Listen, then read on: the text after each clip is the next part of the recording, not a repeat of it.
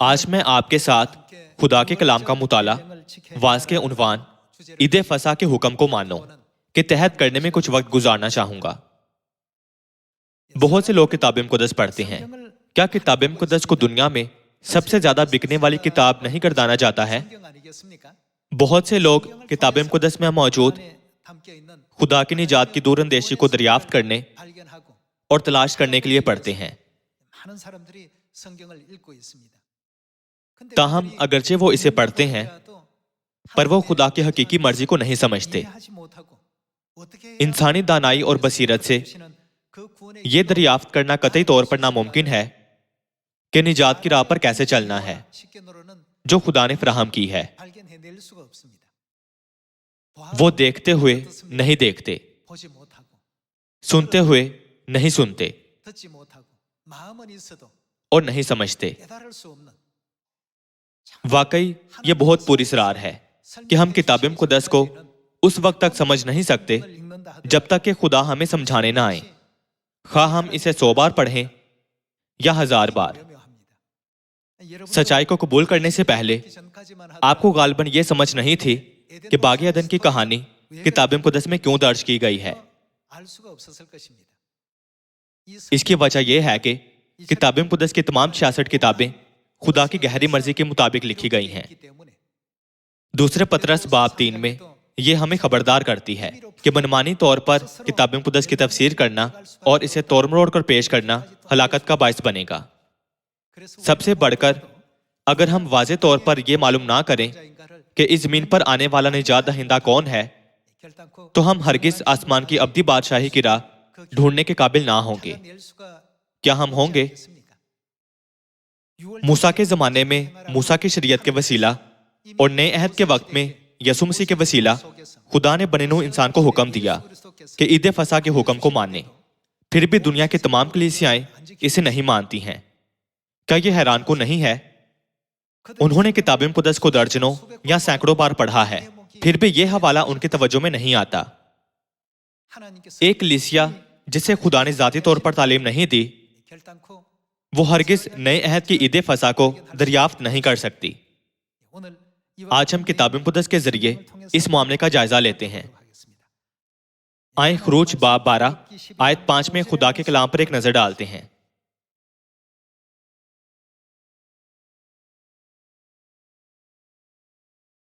تمہارا برا بے عیب اور یک سالہ نر ہو، اور ایسا بچہ یا تو بھیڑوں میں سے چن کر لینا یا بکریوں میں سے، اور تم اسے اس مہینے کی 14ویں تک رکھ چھوڑنا، اور اسرائیلیوں کے قبیلوں کی ساری جماعت شام کو اسے ذبح کرے، اور تھوڑا سا خون لے کر جن گھروں میں وہ اسے کھائیں ان کے دروازوں کے دونوں بازوؤں اور اوپر کی چوکھٹ پر لگا دیں، اور وہ اس کے گوشت کو اسی رات آگ پر بھون کر بے خمیری روٹی اور کڑوے ساگ پات کے ساتھ کھا لیں۔ اسے کچا یا پانی میں ابال کر ہرگز نہ کھانا، بلکہ اس کو سر اور پائے اور اندرونی اعضاء سمیت آگ پر بھون کر کھانا، اور اس میں سے کچھ بھی صبح تک باقی نہ چھوڑنا، اور اگر کچھ اس میں سے صبح تک باقی رہ جائے تو اسے آگ میں جلا دینا۔ اور تم اسے اس طرح کھانا، اپنی کمر باندھے اور اپنی جوتیاں پاؤں میں پہنے اور اپنی لاٹھی ہاتھ میں لیے ہوئے۔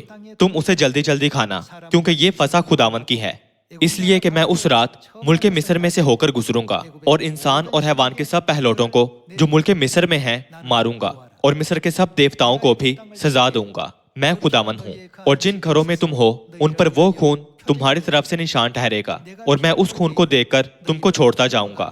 اور جب میں مصریوں کو ماروں گا تو وہ بات تمہارے پاس پھٹکنے کی بھی نہیں کہ تم کو ہلاک کرے، اور وہ دن تمہارے لیے ایک یادگار ہوگا، اور تم اس کو خداوند کی عید کا دن سمجھ کر ماننا۔ آپ کو کیا کرنا چاہیے؟ اسے ہمیشہ کی رسم کر کے اس دن کو نسل در نسل عید کا دن ماننا۔ یہاں کون حکم دے رہا ہے؟ خدا نے صاف صاف حکم دیا اس عید فصح کو نسل در نسل ایک دائمی رسم کے طور پر ماننا۔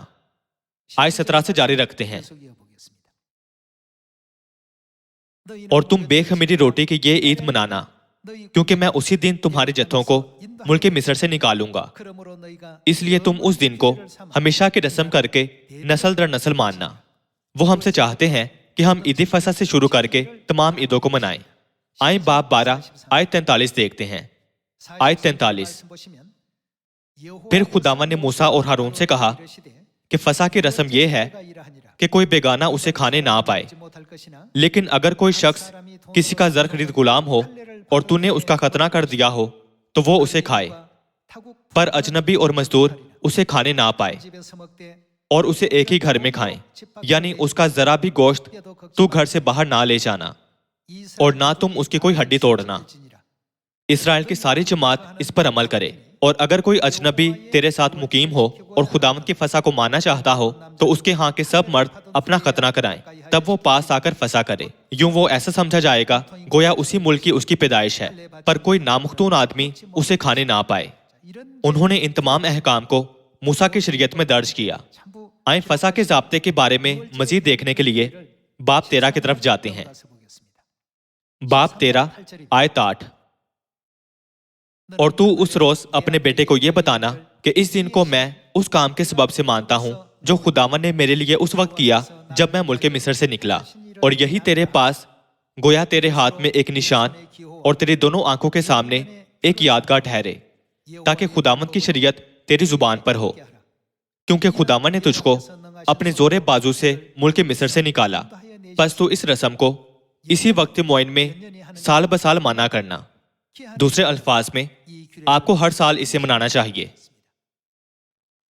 इस तरह खुदा इसराइलियों को मिस्र से निकाल लाए और उन्हें दूध और शहद बहने वाले मुल्क कनान में रवाना करने से ऐन पहले मुकद्दस ईद फसा मनाने को कहा।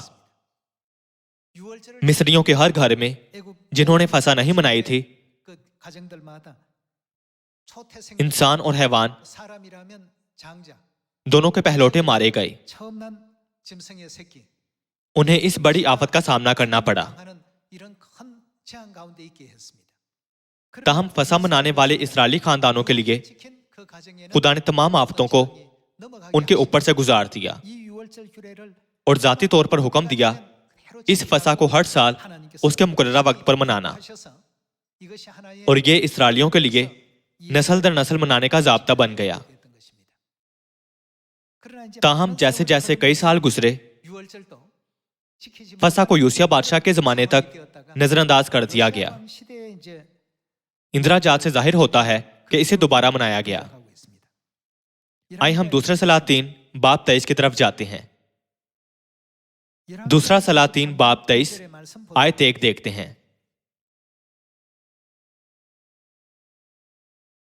और बादशाह ने लोग भेजे और उन्होंने यहूदा और यरूशलेम के सब बुजुर्गों को उसके पास जमा किया, और बादशाह खुदाम के घर को गया और उसके साथ यहूदा के सब लोग और यरूशलेम के सब बाशिंदे और काहिन और नबी और सब छोटे बड़े आदमी थे। और उसने जो अहद की किताब खुदावंद के घर में मिली थी उसकी सब बातें उनको पढ़ सुनाई। अहद की इस किताब में शरिया दर्ज की गई थी, इसलिए सादा लफ्जों में कहें तो आज के इस्तिलाह में यह किताब मुक़द्दस है। उसने तो रैत के तमाम कलमात पढ़े थे और बादशाह सैतून के बराबर खड़ा हुआ, और उसने खुदावंद की पैरवी करने और उसके हुक्मों और शहादतों और आइन को अपने सारे दिल और सारी जान से मानने और इस अहद की बातों पर जो उस किताब में लिखी हैं अमल करने के लिए खुदावंद के हजूर अहद बांधा, और सब लोग उस अहद पर कायम हुए। नतीजतन यूसिया बादशाह के दौरे हुकूमत में ईद फसा मनाई गई थी। ये आयत 21 में दर्ज है। आयत 21 देखते हैं। और बादशाह ने सब लोगों को यह हुक्म दिया कि उन्हें क्या मनाना चाहिए। खुदावंद अपने खुदा के लिए फसा मनाओ, जैसा अहद की इस किताब में लिखा है। दूसरे अल्फाज में जैसा किताब मुक़द्दस में लिखा है। इससे पहले उन्होंने ईद फसा नहीं मनाई थी। जब उन्होंने ईद फसा नहीं मनाई थी तो उन्होंने खुदा के बजाय हर तरह के बुतों की परस्तिश की और इबादत की। ऐसे नाखुशगवार वाक़यात रूनुमा हुए थे।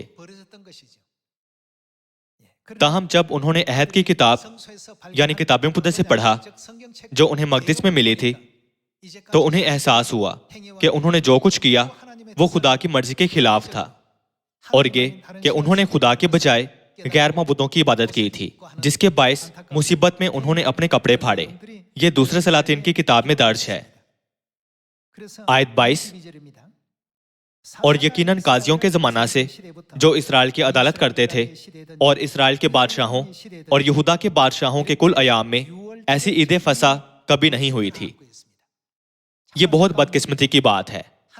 خدا نے کہا تم نسل در نسل عید فصح منانا، تم اسے ہر سال مقررہ وقت پر منانا، تاہم لوگ ایسا کرنے میں ناکام ہو گئے تھے۔ آیت 23 یوسیہ بادشاہ کے 18ویں برس یہ فصح یروشلم میں خداوند کے لیے منائی گئی۔ آیت 24 ماں سوا اس کے یوسیہ نے جنات کے یاروں اور جادوگروں اور مورتوں اور بتوں اور سب نفرتی چیزوں کو جو ملک یہودا اور یروشلم میں نظر آئیں دور کر دیا، تاکہ وہ شریعت کی ان باتوں کو پورا کرے جو اس کتاب میں لکھی تھیں، جو خلقیہ کاہن کو خداوند کے گھر میں ملی تھی۔ کتاب مقدس میں لکھے الفاظ کے مطابق یہ واضح تھا کہ خدا کی خدمت کرنے والے ملک میں بت پرستی عام تھی۔ یہی وجہ تھی کہ یوسیہ بادشاہ نے تمام بتوں کو ڈھا دیا اور سب لوگوں کو کتاب مقدس کے مطابق عید فصح منانے کا حکم دیا۔ آیت 25 پر جاتے ہیں، اور اس سے پہلے کوئی بادشاہ اس کی مانند نہیں ہوا تھا جو اپنے سارے دل اور اپنے سارے جان اور اپنے سارے زور سے موسیٰ کی ساری شریعت کے مطابق خداوند کی طرف رجوع آیا ہو، اور نہ اس کے بعد کوئی اس کی مانند برپا ہوا۔ ایسا نہیں تھا کہ یوسیہ نے کچھ غیر معمولی کیا تھا۔ یوسیہ کی کتاب مقدس میں درج خدا کے ضابطوں کے مطابق درست طور پر عید فصح منانے کے بعد خدا نے اس کی یہ تشخیص کی، اس نے اپنے سارے دل اور اپنے سارے جان اور اپنے سارے زور سے خدا کی خدمت کی۔ تو پھر نئے عہد نامہ میں عید فصح کی تکمیل کیسے ہوئی تھی؟ آئیں متی باب 26 کھولتے ہیں۔ یسوع مسیح جو اس زمین پر بنے نوع انسان کو بچانے آئے تھے، وہ بھی چاہتے تھے کہ خدا پر ایمان رکھنے والے تمام لوگ کامل طور پر عید فصح منائیں۔ آئیں متی باب 26 آیت 17 دیکھتے ہیں۔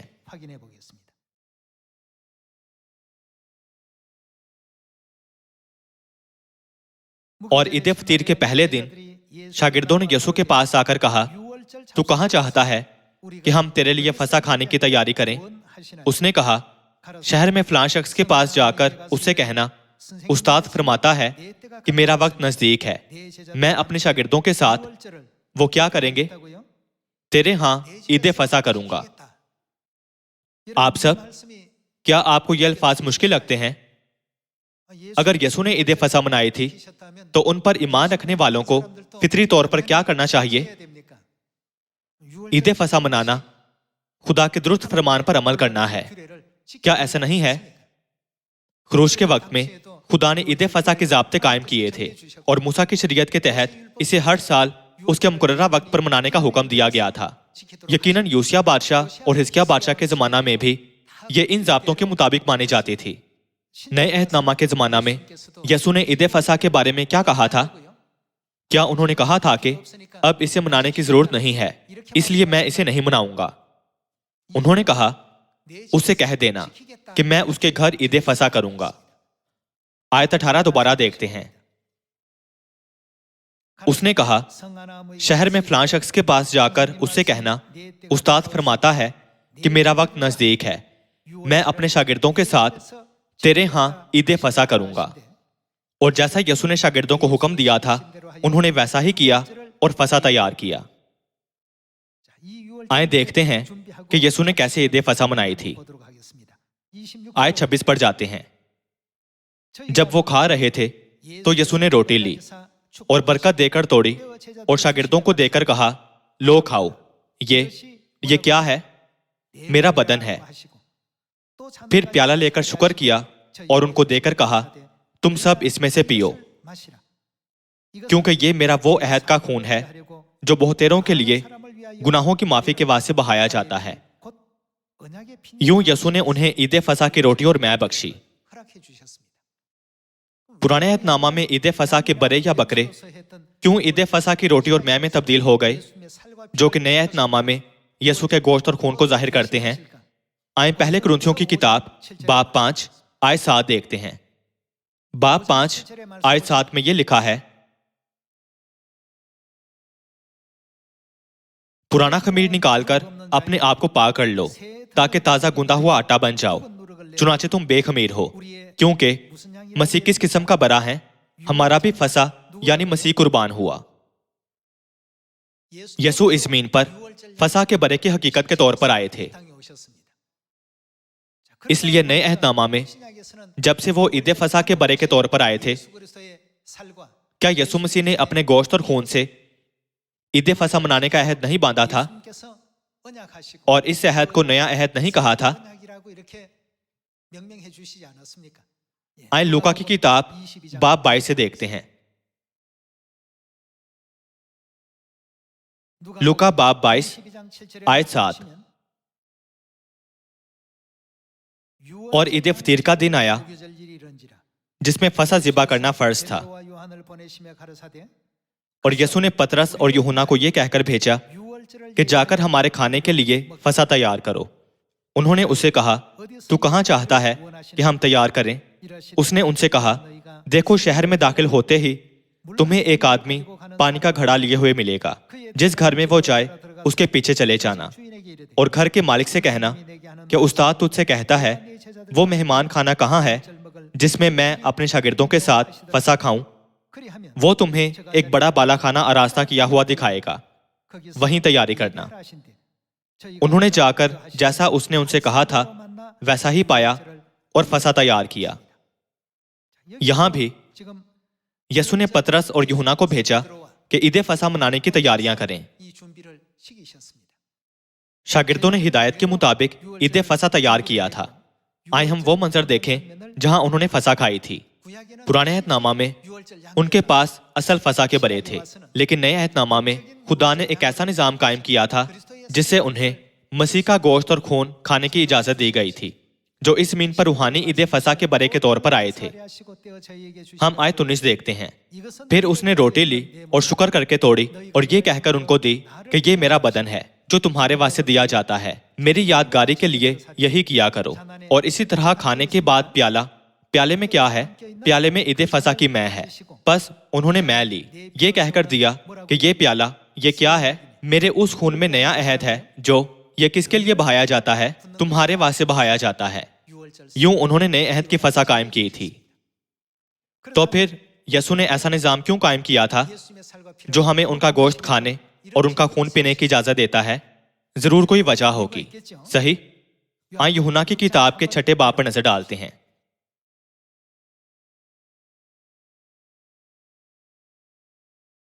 यूहन्ना बाब 6 आयत 53।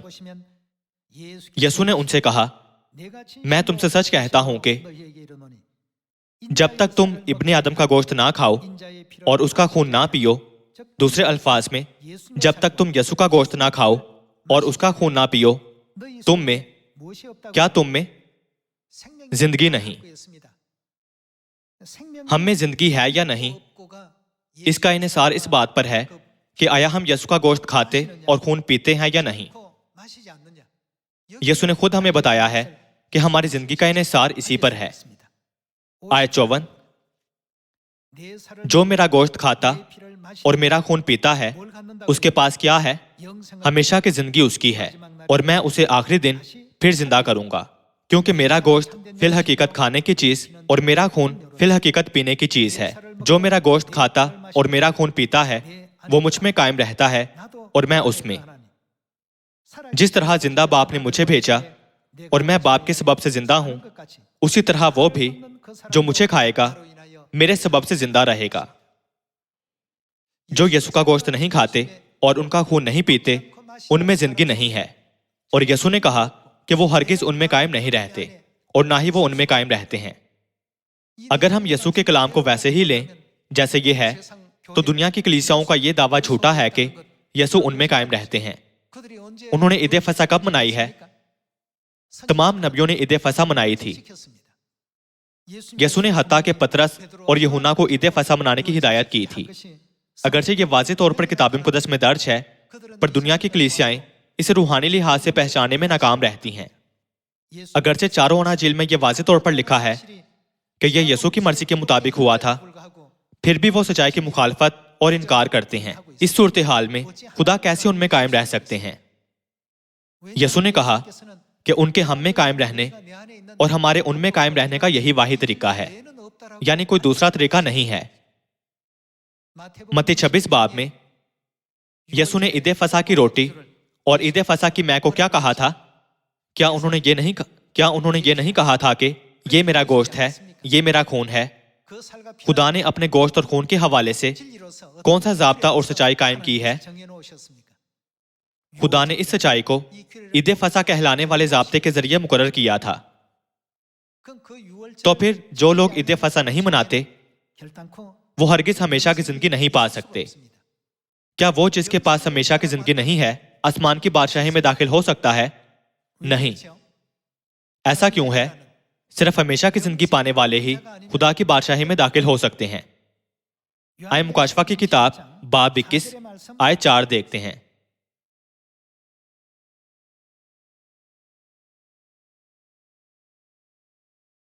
और वो उनकी आंखों के सब आंसू पोंछ देगा। इसके बाद क्या ना रहेगी? ना मौत रहेगी और ना मातम रहेगा, ना आहो नाला, ना दर्द। पहली चीजें जाती रहीं। और जो तख्त पर बैठा हुआ था उसने कहा, देख मैं सब चीजों को नया बना देता हूं। फिर उसने कहा, लिख ले, क्योंकि ये बातें सच और बरहक हैं। ऐसी दुनिया जहां मौत नहीं है दर हकीकत आसमान की बादशाही है। वो जिनसे नए अहद की फसह के वसीला हमेशा की जिंदगी का वादा किया गया है, कहां जाते हैं? वो आसमान की अब्दी बादशाही में जाते हैं। इसलिए लोग चाहे कितने ही पुरजोश तरीके से ऐ खुदावंद पुकारें, आखिरकार उनकी मेहनत बेफायदा होगी। वो बेफायदा मेरी प्रस्तिश करते हैं। क्या ये मत्ती बाब 15 में नहीं लिखा हुआ है? खुदा ने हमें फसह का ज़ाब्ता बख्शा है। ये ज़ाब्ता हमारी निजात का मंसूबा है जिसे वो अरसा दराज से तैयार कर रहे थे। नए अहदनामा के वक्तों में यसु मसीह इस ज़मीन पर आए और नए अहद की ईद फसह का ऐलान किया। ये सब तुम्हारी निजात के लिए है। ये अहद तुम्हारे लिए बांधा गया है। लिहाजा क्या हम कह सकते हैं कि हमें नए अहद की फसह मनाने की जरूरत नहीं है? इब्तदाई कलीसिया ने इसे वफादारी से मनाया। उन्होंने इसे वफादारी से मनाना जारी रखा।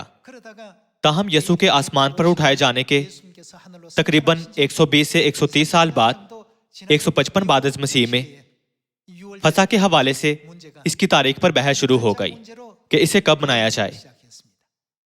उस वक्त मशरकी कलीसियाएं और मगरबी कलीसियाएं जिनका मरकज रोम था, ईद फसह के बारे में अपने ख्यालात में मुख्तलिफ होना शुरू हो गईं।